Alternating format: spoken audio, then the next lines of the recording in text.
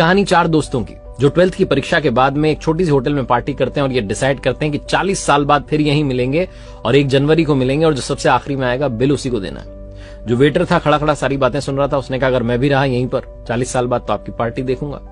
40 साल बाद पहला दोस्त पहुंचता है उस होटल में जो कि 5 स्टार होटल बन चुकी थी। वो वेटर मालिक बन चुका था।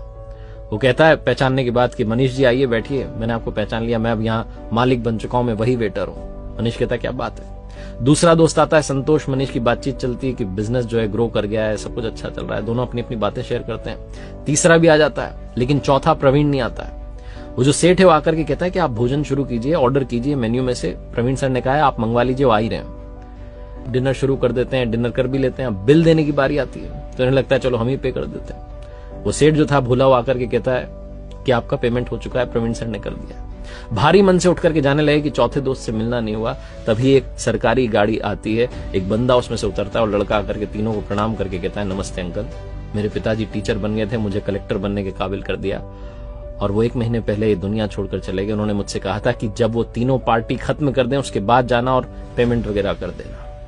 पिताजी अब इस दुनिया में नहीं है। ये तीनों रियलाइज करते हैं कि 40 साल बाद क्यों मिले, 40 दिन बाद ही मिल लेते हैं।